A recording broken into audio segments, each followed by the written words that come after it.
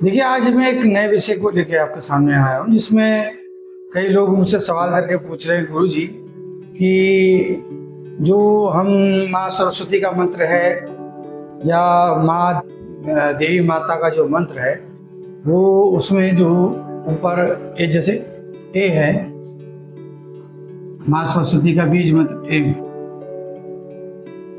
एंग, ये एम है, ये एंग है। ओम, ओम एंग, ओम एंग ह्रीं, ओम एंग ह्रीं क्लीं,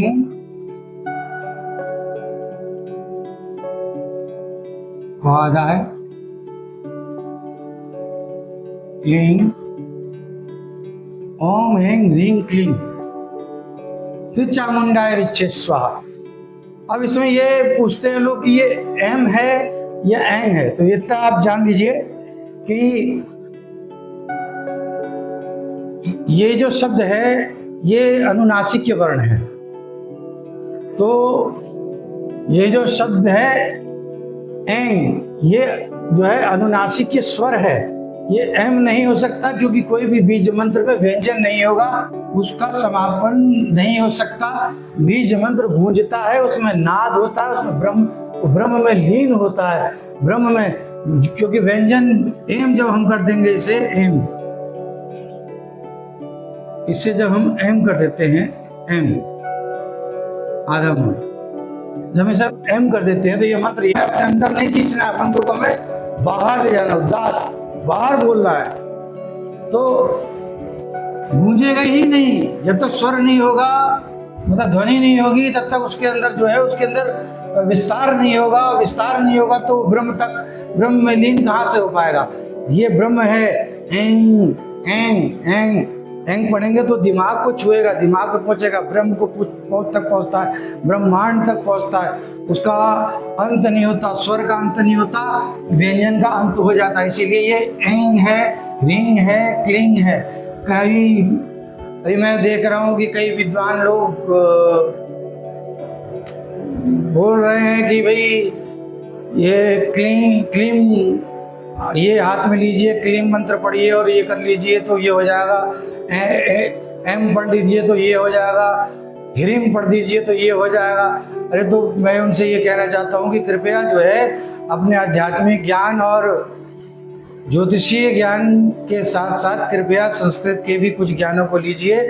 ऋषि पाणिनि ने बड़ी मेहनत से भगवान शिव के डमरू से निकले हुए 14 अक्षर जो है, जिसे महसा सूत्र कहा गया है, उसमें से स्वर संधि और व्यंजन संधि का निर्माण किया गया। आई और रे रे का आई हो गए, ये शब्द जो उनके डमरू में से जो ध्वनियाँ निकली, उस हिसाब से उन्होंने सुर और व्यंजन दोनों की रचना करी। तो इस तरह से उन्होंने जो है स्वर और व्यंजनों के बारे में बताया। तो स्वर संधि में, स्वर संधि क्या है, स्वर क्या है, उदात्त अनुदात्त क्या है, प्लुत स्वर क्या है, स्वर क्या है, इन स्वरों से ही आधारित है मंत्रों का भी, मंत्र भी। जो पाई मंत्र होते हैं, पाई का मान, जिनमें पाई का मान होता है, वो मंत्र जैसे गायत्री मंत्र है, मृत्युंजय मंत्र है, वो पाई के मान पे आधारित होते हैं। लेकिन अगर उनको तंत्रोक्त कर दिया जाए तो वो ओम ह्रीं जूं स से शुरू होता है। लेकिन अगर ऐसे पढ़ा जाए तो त्र्यंबकम यजामहे सुगंधिं पुष्टिवर्धनम् उर्वारुकमिव बन्धनान् मृत्युर्मुक्षीयमामृता, ये वहाँ जाके इस तरह से ये 2 लाइनों में पूरा समाप्त होता है। तो ये पाई मंत्र होता है। जैसे चौपाइयाँ हैं, चौपाई रामचरितमानस में पाई का मान पे जुड़े हुए होते हैं ये मंत्र, तो ये मंत्र अलग होते हैं। और ये मंत्र जो होते हैं बीज मंत्र जिन्हें कहा गया है, ये बीज मंत्र है। और जैसे शनि का मंत्र है ओम प्रां प्रीं प्रांग, ओम प्रां प्रीं प्रौं, ओम प्रां प्रीं प्रौं शः। ये नहीं है कि प्रां प्रीं प्रौं, ये कौन सी बेवकूफ़ी है, ये किस तरह से समझाया जा रहा है मंत्रों को। ही बिल्कुल, ये जितने भी जो नौसिखिए जो आ रहे हैं, जो ग्रंथों से जिन्होंने संस्कृत को पीछे से कहीं तक संस्कृत का अगर इनका इतिहास खंगाल लोगे तो संस्कृत, जब इन्होंने अपनी देव भाषा सीखी ही नहीं है तो ये देव भाषा पे अपनी बातों को रखते क्यों हैं, क्यों समाज को भ्रमित कर रहे हैं? जब देव भाषा इनको आती ही नहीं है, देव भाषा संस्कृत है और संस्कृत का इनका संस्कृत से कहीं लेना देना नहीं है, और ये संस्कृत पढ़े नहीं ढंग से, ये जाने नहीं कि नाद, ब्रह्म, घोष, प्लूस ये सब है क्या, उदात्त, अनुदात्त, ह्रस्व, दीर्घ, स्वरित, अस्वरित, व्यंजन, दीर्घम, ये कुछ भी नहीं पढ़े। सिर्फ मंत्र आगे पट से पढ़ा और बोल दिया कि ये मंत्र पढ़ो, ये मंत्र, पिक्चरों में देख लिया ओम भट्ट स्वाहा, ओम भट्ट स्वाहा, बस ये वही सीख के आके आपके सामने बैठे हुए। मैं ये नहीं कहता कि मैं बहुत पढ़ा लिखा हूँ, लेकिन जितना पढ़ा लिखा हूँ मैं उतने पे ही बात करूँगा, बस इससे आगे नहीं बढ़ूंगा मैं। तो मैंने संस्कृत से इशारे किया क्योंकि अध्यात्म में और ज्योतिष में मुझे पता था कि अध्यात्म में जाऊं चाहे ज्योतिष में जाऊं, जहां भी जाऊं संस्कृत से पहला पढ़ना है और इसको विशेष ध्यान पूर्वक इसको पढ़ना है। ये नहीं कि खाली डिग्री ले ली और बैठ गए और हम चोंग चोंग करने लग गए, छौका मारना शुरू कर दिया, ऐसा नहीं।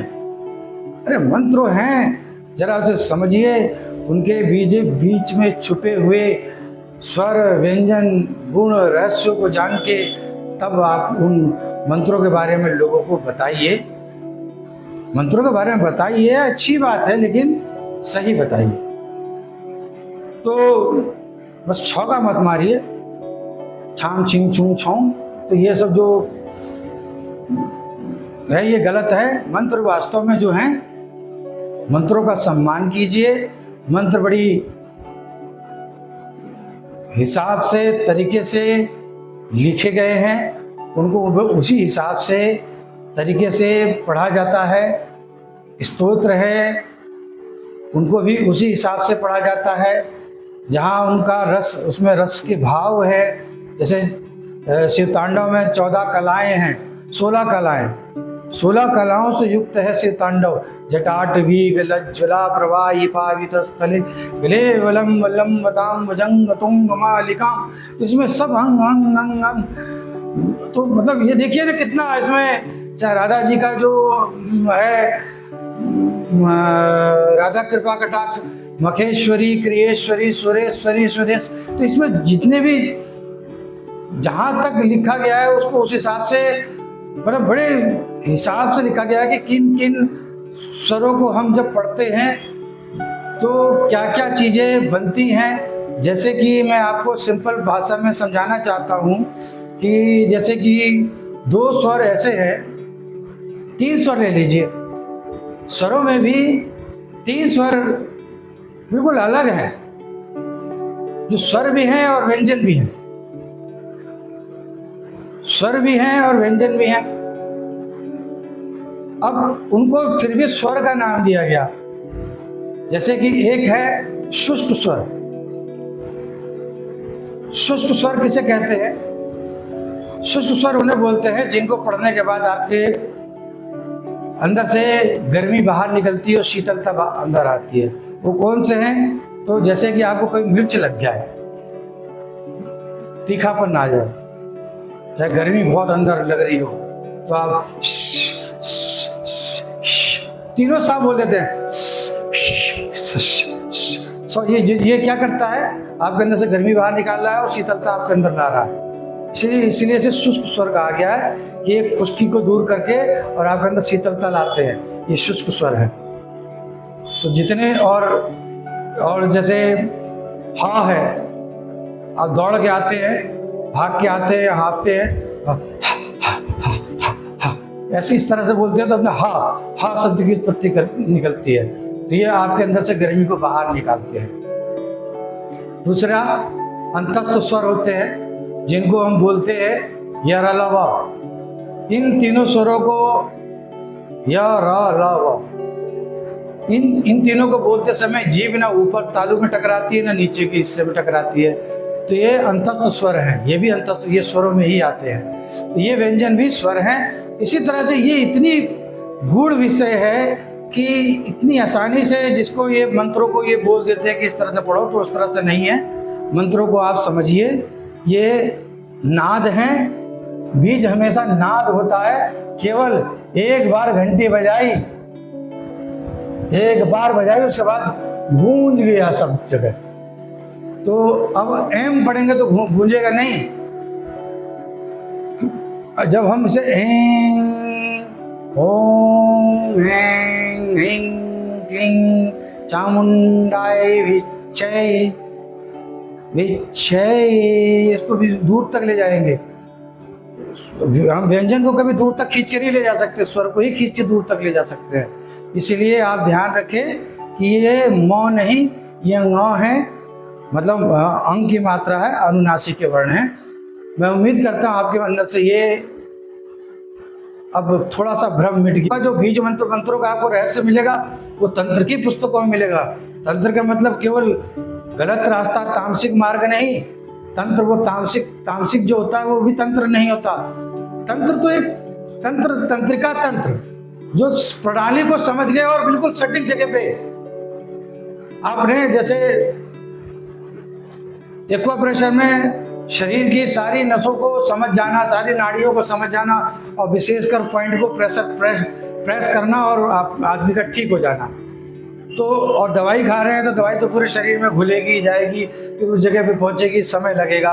तो वो मंत्र है, मंत्र का काम है। लेकिन तंत्र में भी मंत्र ही काम करते हैं, लेकिन तंत्र में जो मंत्र काम करते हैं वो मंत्र जो होते हैं वो बीज मंत्र होते हैं। सटीक बिल्कुल जगह पे काम करने वाले, जो बिल्कुल सटीक जगह पे काम करते हैं वो होते हैं बीज मंत्र। और बीज मंत्रों को करने के लिए तंत्र का मार्ग अपनाया जाता है। और किसी भी शक्ति को धारण करने अगर आप चल रहे हैं तो कृपया एक बात का आप हमेशा ध्यान रखें कि आपके अंदर शिव के समान धैर्य जरूर होना चाहिए। यानी कि ओम नमः शिवाय, इस मंत्र का जाप आप हमेशा किसी भी साधना के साथ इस मंत्र का जाप आप हमेशा करें, ताकि मंत्र को सहन करने की, शक्ति को सहन करने की आपके अंदर क्षमता हो। जी, आप समझ रहे होंगे कि 200 वाट के तार पे 33,000 का करंट दे देंगे तो जल के राख हो जाएगा। तो उसी तरह से आप अपने शरीर को भी ध्यान रखिए कि आप उतनी शक्ति ग्रहण करिए, उतनी शक्ति। हर आदमी शक्ति को धारण सिद्ध करने में लगा पड़ा, और धारण करने की क्षमता ही नहीं। शक्ति आती है, क्रोध आता है, किसी पे बोल देते हो। शक्ति आती है, वीर्य बढ़ता है, तो नारी के पास जाके खो देते हो।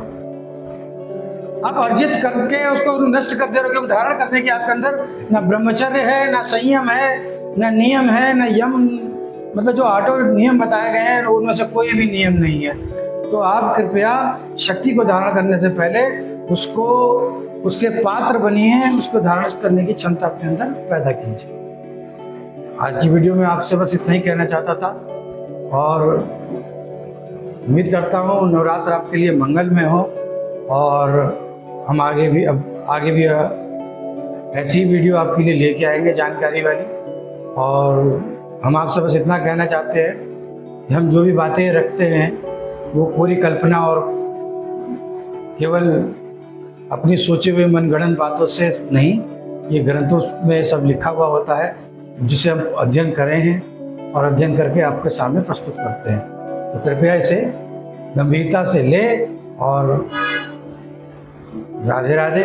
बाकी आप लोगों से प्रार्थना है, हमारे चैनल को आगे बढ़ाइए, सब्सक्राइबर बढ़ाइए, सब्सक्राइब कीजिए, आगे बढ़ाइए हमारे चैनल को। तो इससे समाज में फैले हुए भ्रम को दूर किया जा सकेगा, और एक सनातन धर्म को जो है उसके अंदर उसकी खोई हुई गरिमा जो है वापस आए, हमारा यही प्रयास है। तो राधे राधे। आज के लिए सिर्फ इतना ही। राधे राधे।